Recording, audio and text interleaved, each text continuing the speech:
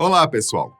No vídeo de hoje, vamos trazer para vocês os bastidores de uma história muito querida por todos nós. Trata-se da jornada de um jovem bruxo que mora com os tios em um quarto improvisado debaixo das escadas. Ele vive diversas aventuras em um castelo repleto de criaturas mágicas, enquanto procura driblar a solidão fazendo novos amigos. Conhece essa trama? Bom, dependendo da sua idade, é provável que suas memórias tenham levado você para um contexto bem distante, até um certo jovem de óculos redondos e cicatriz na testa.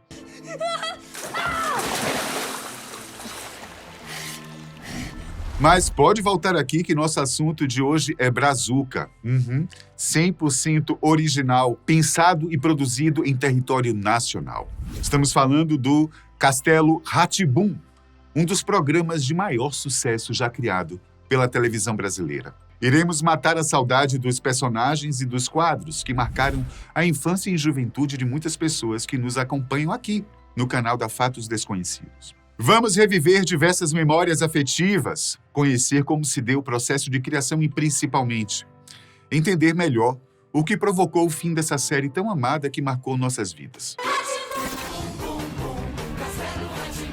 Preparado? Então, vamos lá! Antes de tudo, é importante fazer um panorama, uma pequena contextualização para que nós tenhamos uma melhor dimensão do que foi o Castelo Rá-Tim-Bum. O programa educativo foi produzido e exibido pela TV Cultura entre 1994 e 1997, contando com 90 episódios em sua grade original. No entanto, é bem possível que você tenha conhecido a série depois. Isso porque, devido ao seu sucesso, ela foi reexibida diversas vezes por muitos anos, além de ter derivado outros produtos como livros, peças teatrais, exposições e até um filme. Para se ter ideia da proporção desse fenômeno, é só olhar para a média de audiência que ele alcançava segundo o Ibope. 12 pontos para a versão original e 14 pontos nas reprises. Aliás, você sabe o que significa esses números? Não? Então, deixa que eu te explico rapidinho, tá?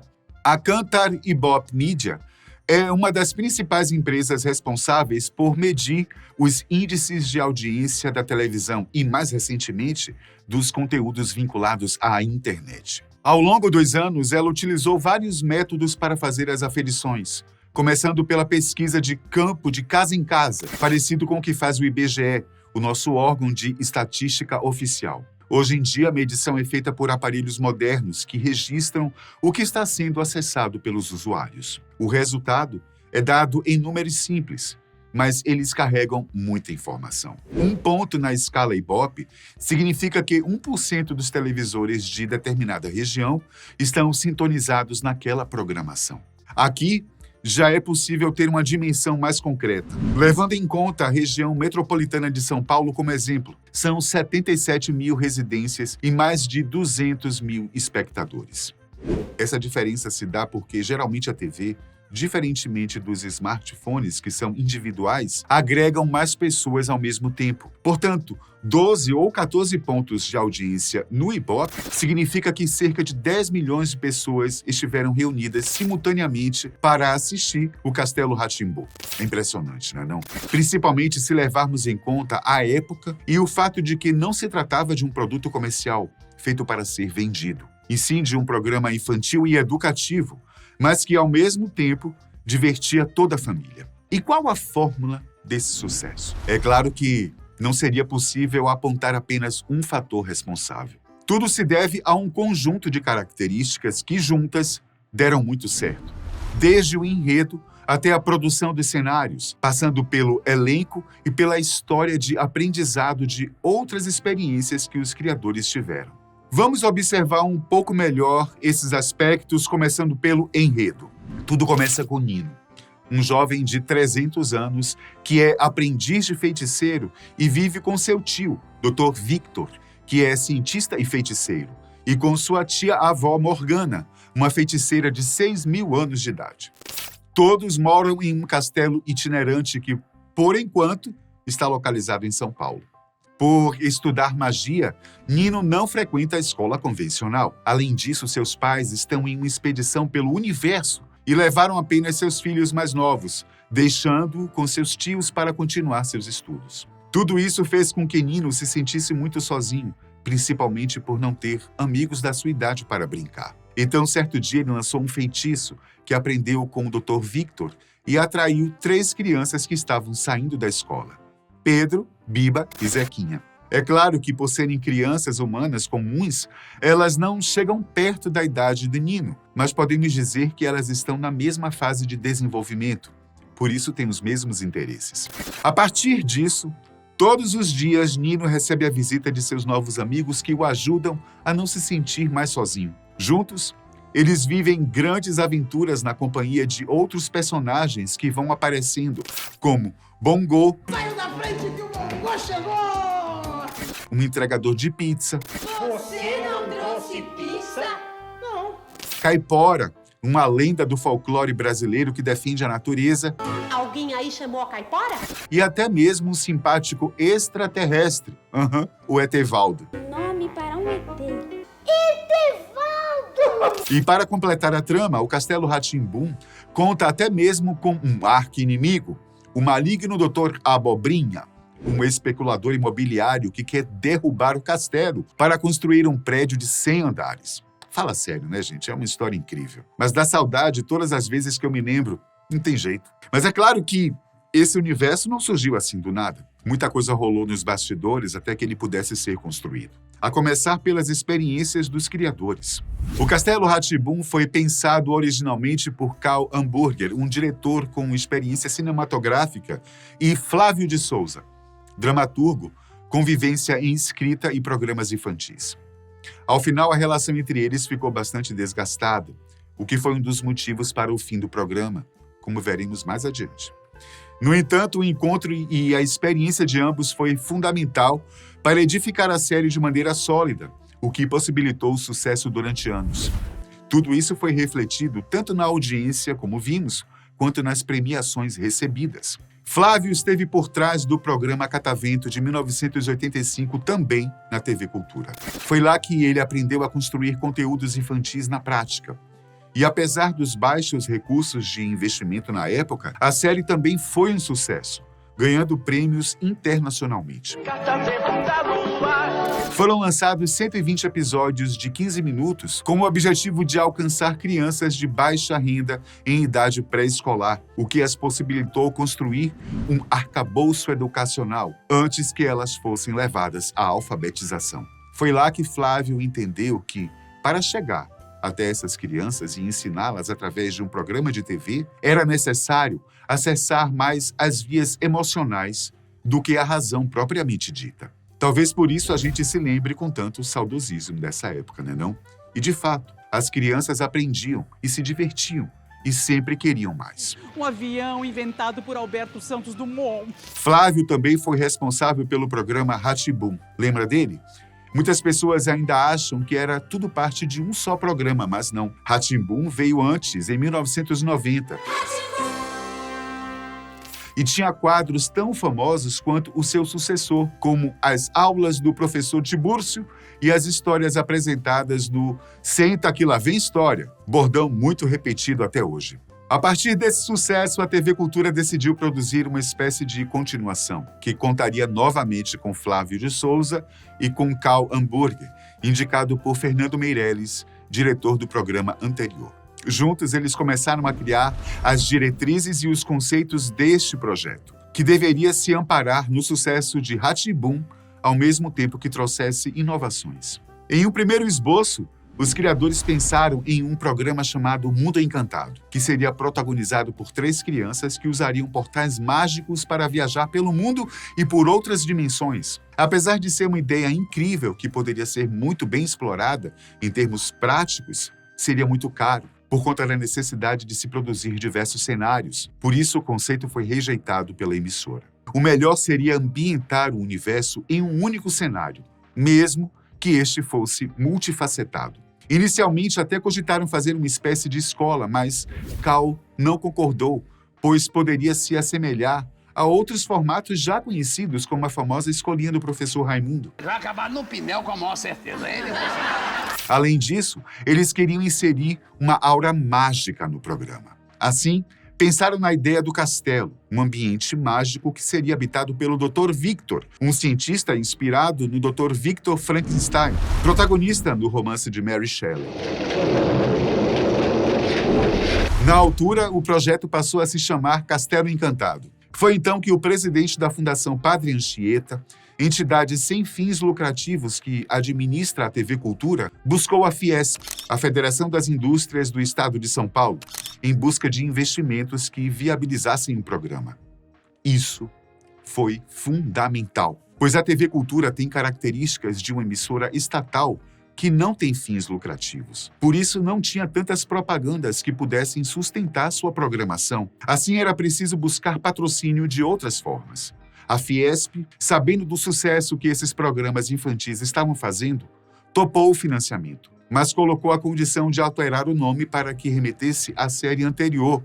E assim foi que surgiu o Castelo Rá-Tim-Bum. Depois disso, algumas características marcantes foram se desenhando, como o fato de o Dr. Victor ser também feiticeiro, além de cientista. E o conceito visual dos cenários, sobretudo do castelo, que teve inspiração na paleta de cores usadas pelo cineasta Tim Burton. No entanto, antes que as filmagens fossem iniciadas, Flávio deixou o projeto para assinar um contrato com o SBT. Antes de sua saída, praticamente tudo já estava desenvolvido. Flávio criou os quadros com Cal a partir da experiência de que havia ou não funcionado no programa anterior, além de fazer a sinopse dos 50 primeiros episódios. Contudo, seu contrato com a outra emissora acabou antes do esperado, e ele ainda retornou mais tarde para escrever o roteiro de alguns episódios, incluindo o primeiro. Além de tudo isso, a escolha do elenco também contribuiu e muito para o sucesso do programa, com certeza. Cássio Escapim, que já era conhecido dos palcos dos teatros paulistanos, foi responsável por dar vida a Nino e se tornou um dos atores mais conhecidos do país depois disso. Luciano Amaral, que já tinha feito sucesso na TV Cultura com o programa Mundo da Lua, interpretou Pedro. Cíntia Raquel foi escalada para ser a Biba e Fred Alan foi Zequinha, o mais novo do trio dos amigos. Rosi Campos foi quem interpretou Morgana e Sérgio Mamberti, que já tinha uma carreira consagrada nos palcos e na TV, deu vida ao Dr. Victor. Boa tarde, relógio. Boa tarde, Dr. Victor. Sendo o único ator que não participou do casting, pois foi convidado para brilhantar a série e aceitou, apostando em seu sucesso e ideias. Além disso, o elenco contava com nomes de peso para dar vida aos bonecos, como Álvaro Petersen Jr., que interpretava a Cobra Celeste, e o Godofredo. Álvaro Petersen Jr. Cláudio Chacmate, que fazia o Mal. Oh, Godofredo. Ai, que medo. Vamos embora. O Porteiro e o Radialista. Fernando Gomes, que manipulava o Gato Pintado, o Relógio e o Furabolo. Fernando Gomes. Ah, uma curiosidade. Pascoal da Conceição, o ator que fez o papel do Dr. Abobrinha, ficou sabendo das audições por acaso, quando foi dar carona para um amigo que comentou sobre a oportunidade. Mesmo assim, ele arriscou e foi agraciado com um personagem que, apesar de ser maligno, gente, era muito engraçado e foi muito bem feito. Aliás, falando em curiosidades, eu vou trazer alguns fatos sobre a produção da série que provavelmente você ainda não conhecia. Por exemplo, lembra que comentamos sobre o processo de financiamento que contou com a participação da Fiesp? Como dissemos, isso foi necessário porque a TV Cultura não conta com recursos da publicidade. Mas afinal, quanto foi gasto para produzir o Castelo Rá-Tim-Bum? A estimativa é que tenha sido algo em torno de 2,5 milhões de reais. Não ficou surpreso? Bom, talvez para nossos parâmetros atuais esse valor realmente não chame muita atenção. Mas se a gente considerar que se trata de um programa infantil de cunho educativo, produzido no início da década de 1990 por uma emissora de TV sem fins lucrativos, de fato, foi um marco e até hoje é considerado um dos programas mais caros já produzidos pela TV Cultura. Em uma correção rápida feita por uma calculadora de juros e inflação encontrada na internet, esse valor hoje seria algo em torno de 25 milhões de reais. É realmente extraordinário. Tudo isso gerou uma estrutura enorme. Cerca de 250 pessoas estiveram diretamente envolvidas na produção dos 90 episódios, acumulando algo em torno de 5.000 horas de gravação. Além disso, muitas coisas precisaram ser adaptadas ou repensadas para dar conta de todas as demandas com os recursos disponíveis. Por exemplo, o cenário do castelo foi construído em 360 graus para aproveitar o espaço da melhor forma. Assim, seria possível apontar a câmera para qualquer direção, pois não havia aquele espaço de bastidores comuns aos sets de gravação. Lembra que falamos lá no início sobre o quarto do Nino debaixo das escadas? Na verdade, isso não foi planejado, não. Acontece que no projeto original não havia esse cenário, e o único lugar disponível para construí-lo mais tarde foi embaixo da escada. E o pessoal aproveitou ao máximo todos os recursos necessários. Lembra do quadro do Telekid? O personagem foi feito por Marcelo Taz, que respondia aos questionamentos do Zequinha com um bordão: porque sim não é resposta. Porque sim não é resposta. Todas as gravações desse quadro foram feitas de uma só vez, durante um mês inteiro e apenas nas madrugadas, que era o único momento em que o chroma key da TV Cultura, aquela tela verde que substitui o cenário com computação gráfica, estava disponível. Foi preciso muito esforço e estratégia, mas valeu a pena. Castelo Rá-Tim-Bum fez tanto sucesso que recebeu ofertas de licenciamento de muitos países, inclusive Portugal, que queria comprar o cenário original por completo para dar continuidade ao programa. Além disso, foram licenciados mais de 1.200 produtos com a marca distribuídos nas diferentes áreas. E não para por aí, não. Como falamos, além dos pedidos de adaptação e dos produtos estampados com a marca e elenco do programa, outras produções narrativas foram produzidas com o universo do Castelo Rá-Tim-Bum. Entre elas, alguns livros, peças teatrais e um filme longa-metragem. Então podemos nos questionar: com esse sucesso todo, por que o programa foi encerrado em seu formato original da série televisiva? Ou ainda, por que não houve uma continuação nesse mesmo molde? Bom, da mesma forma que não foi possível explicar o sucesso por apenas um fenômeno, com um declínio, acontece algo parecido também. Talvez declínio não seja o melhor termo, mas o programa realmente deixou de existir e é possível apontar uma série de fatores para isso. O primeiro deles pode ser o rompimento entre os criadores e a produção do filme inspirado na obra original.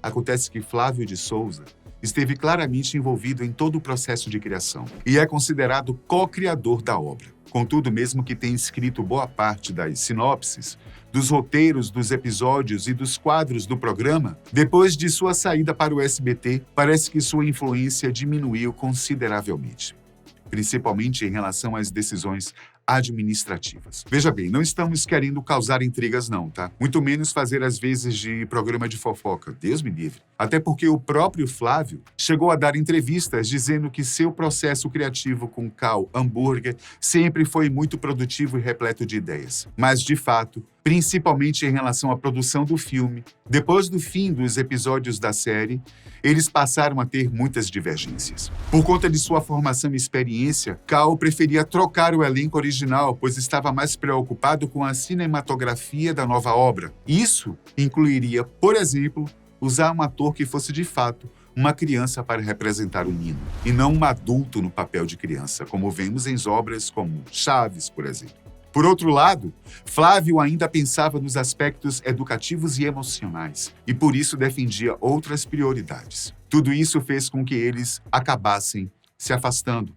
Claro, por mais que os dois criadores estivessem no centro dessa contenda, se é que podemos chamar assim, muitas pessoas do elenco e da produção acabaram se afastando também. Nesse sentido, talvez os atores e as atrizes tenham sido os mais afetados. Mesmo que grande parte fosse criança na época, muitos já foram em programas de entrevistas e podcasts para contar seu lado da história e apresentar o seu ponto de vista dos fatos.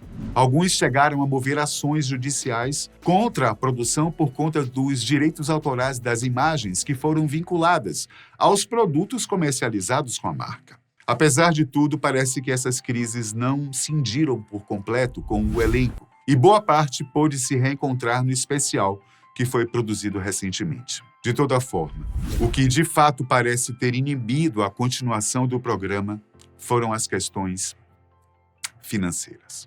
Castelo Rá-Tim-Bum foi mesmo um sucesso, mas é realmente muito difícil arrecadar e justificar tantos investimentos e financiamentos, sobretudo em emissora pública, que não tem tantos recursos, especialmente porque o público infantil é muito volátil e muda de interesse com frequência, especialmente em uma época em que muitas inovações acontecem ao mesmo tempo.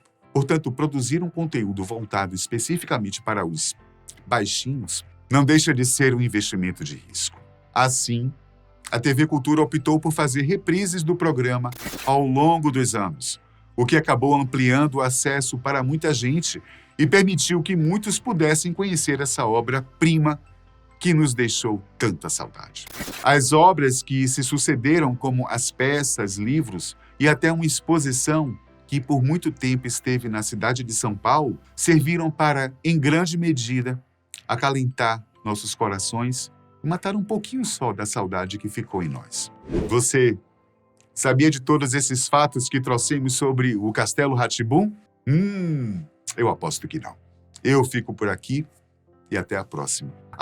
Eu inclusive vi essa exposição. Foi lá no CCBB do Rio de Janeiro. Nossa, lindo. Tchau. Tchau, não. Até amanhã.